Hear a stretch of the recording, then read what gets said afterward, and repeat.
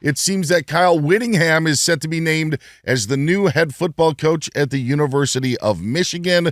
Sides coming closer to an agreement to make Whittingham the successor for Sharon Moore in Ann Arbor. Interesting news, an interesting name, and a very, very, very, very interesting situation with the Wolverines. So I'll be honest, Dan, a couple things. One, putting aside the Michigan part for half a second, it was, I think, exactly 2 weeks ago, I seem to remember it being a Friday, that we find out that Kyle Whittingham will no longer be the head coach at Utah. And, I mean, in my head, I know that a coach in waiting had been named previously, but I just said, this guy's in his mid-60s, the world of college football is changing, all those cliches.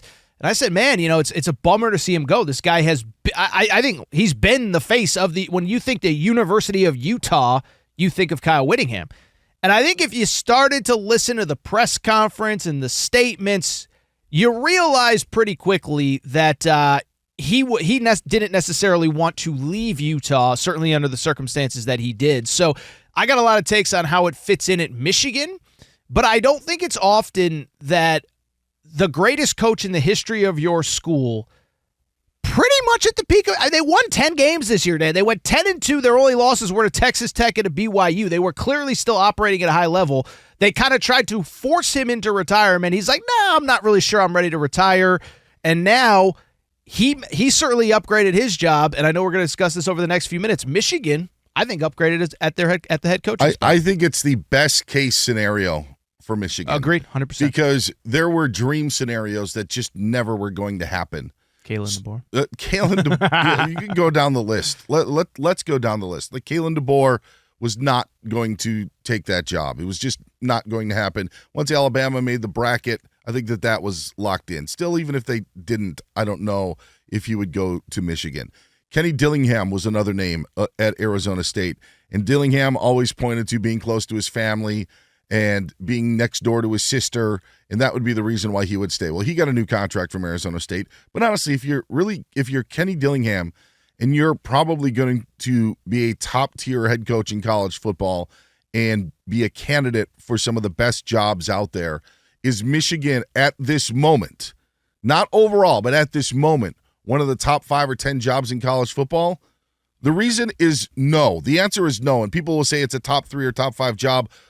When you're not investigating the entire athletic department, it is. Great call. That is the reason why. So if you're Kenny Dillingham or any other young and up-and-coming head coach that is looking for your big break, why would you go to a place, sign on the dotted line, and have no guarantee that the people that brought you in are still going to be with the athletic department, right? That was one of the biggest low-key things. So the Sharon Moore firing happens. Okay, everybody starts talking about who's going to be next. As soon as I heard that an outside law firm was coming in to investigate the athletic department, my head immediately switched to, if you are a big-time candidate that has a good job, why are you going to leave a job where, first of all, I didn't even know if Ward Manuel is the name of the AD.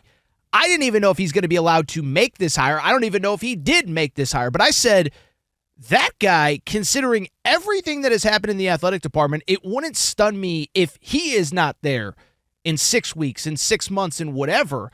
And so that is such an important point. And also, it is an important point on to how lucky they got that Kyle Whittingham got forced out at a place that he's the greatest coach ever and still clearly wanted to coach. But I think that's an important one, is that the athletic department is being investigated, and I think it's fair to say there's a reasonable chance that the AD will not be there in 6 months, and so it all worked out very well for There's him. Also another trap door where if something scandalous or something else was going on within the athletic department after their recent discretions and penalties that were handed down, this would go along with that, and considering the penalties that they were already given, if even more was found, there could have been even more. But that's just going down the road. It's telling you why no young coach would take that opportunity to grab the job. So a name like Jed Fish at Washington, I thought was legit for a couple of reasons. Didn't get the Florida job.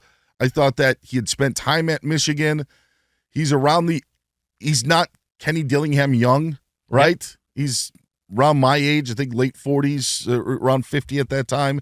This would be a spot where you're like, okay, maybe I can maybe I could flatten this road. I thought that he was a possibility. He was actually the person that I thought would ultimately get the job. But now you bring in Whittingham, maybe willingly, to your point of how the departure from Utah came about.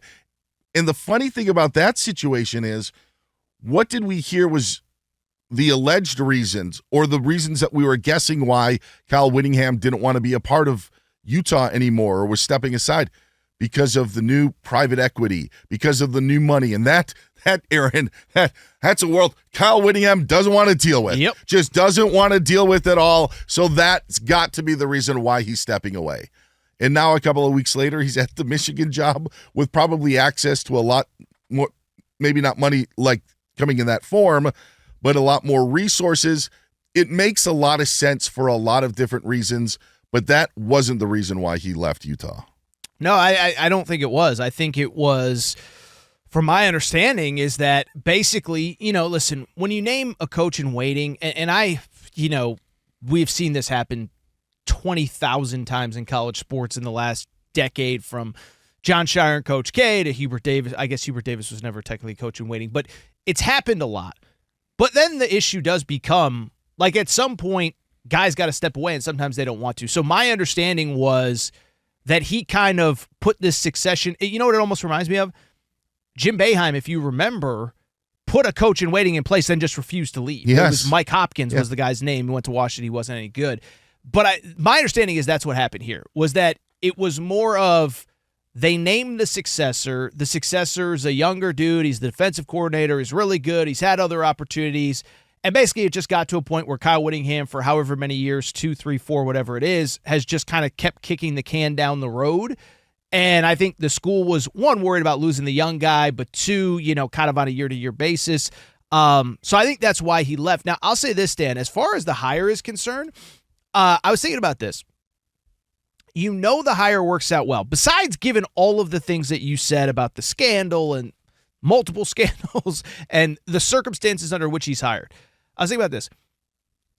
Is there an argument against Kyle Whittingham other than his age? And I'm just asking you, maybe there is one that I'm not aware of?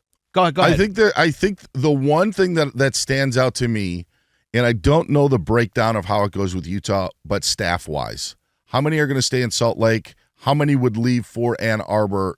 How many would stay with Morgan Scalley? If that's what's his staff going to be, because everybody's not leaving Utah now to go to Michigan. Well, one quick note on that, Jason Beck, the offensive coordinator, there were reports right before we got on air that he could follow Kyle Whittingham, which is very interesting because they went to a system with a very run-heavy, run-based quarterback this year. And we know who Michigan's quarterback we assume is going to be Bryce Underwood, Really quickly, so the point I was going to make. So the staff thing, totally fair. But let's assume the staff isn't totally gutted and he's got to hire a staff from new. And I'm sure there's going to be guys at Michigan that he wants to keep.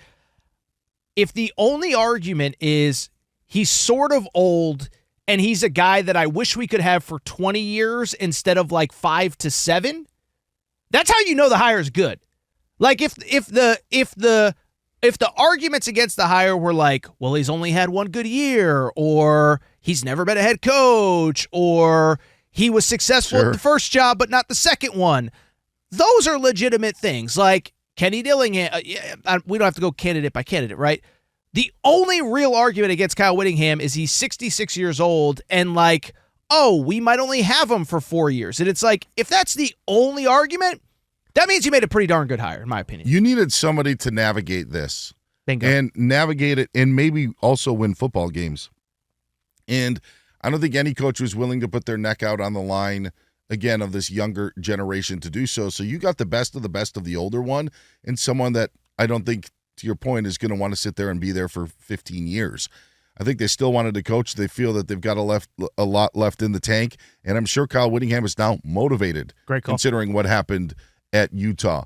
But if you're Michigan and you're just trying to hold down the fort and make sure that this thing doesn't crumble, which I don't think is on the horizon, but you just never know. You have no idea. You have no idea what could possibly be coming. Just like we had no idea that this situation could happen with Sharon Moore. Maybe some did in Ann Arbor for a while, but we didn't think it would end up getting to this point.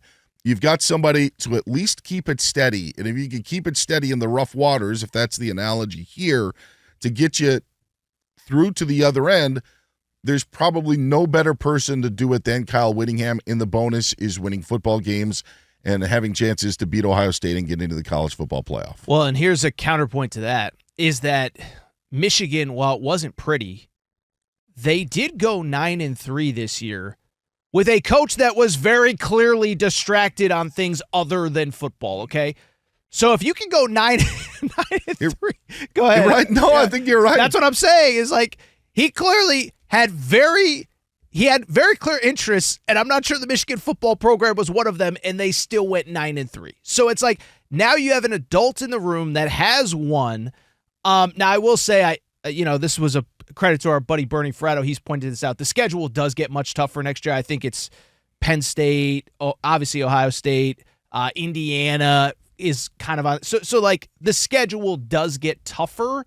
But I'm just saying, if you won 9 games this year with by the way, freshman quarterback, but a coach that very clearly was not fully committed to the job, imagine the possibilities, even if it's an older guy, with somebody who is very much committed to the job. I think we do this a lot in the NFL when we're talking about fourth down plays. What would the other team want you to do? Sure. And you do the opposite of that.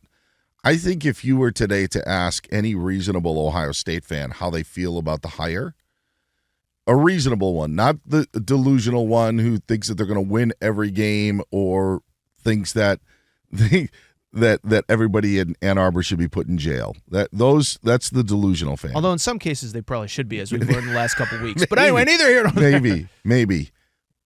As someone who kind of fits that category, I think the former, not the latter. Yeah, I don't like it. Sure. From that point of view, because it brings stability and it brings a culture of good football, and I've always liked Kyle Whittingham, and it's going to stink to see him in the maize and blue. No, it's surreal. But yeah, I think, again, and I know this is the theme, we don't have to keep beating up on it, but given the circumstances, we understand the Block M, the history, even the recent history, the 3 straight Big Ten championships. It was at a disadvantageous time to hire a head coach under disadvantageous circumstances. And I think also there was clearly increasing pressure to get it done soon, because we saw, I think Biff Poggi said it in a press conference, is like, we got guys that are going to be ready to opt out. Like there's a lot of dudes that are going to be ready to enter the portal or are just going to opt out of the bowl game if they don't get answers because they're not whatever. So all things considered, it worked out about as well as it could. So Jeff Brom's name was thrown about. Sure. Right? Like that's like, and no disrespect to him, but now you're going down the line of all these coaches, and to come out the end and have Kyle Whittingham. That's what I mean. Yeah. Like I was somebody that from the beginning I did feel like Jeff Brom would take the job. Just some stuff that I think I know. But like he's more in that Jed Fish, he's in his 50s, like it's kind of go time on his career, and it's like if I'm going to leave my alma mater, I'm going to do it soon. But I think if you had asked me the day, I don't remember if Sharon Moore was fired before Kyle Whittingham left or vice versa, but like if you had basically asked me the day Sharon Moore, hey, you can get Kyle Whittingham or Jeff Brom, I would have taken Kyle Whittingham, so it all works out. There were comments, and I mentioned this on the show a couple of weeks ago, but when they played their last game at Rice-Eccles, it sounded like Whittingham knew that was his last game at Rice-Eccles, so people were starting to connect some of the dots. It's just not going to be his who knows? Maybe they'll have a non-conference game with Utah at some other point, but Kyle Whittingham now finding a new place. But it was at that point that I think a lot of people started to realize, oh, maybe Whittingham is done here. And he was done in Salt Lake, but just not done with college just getting football. Started, baby.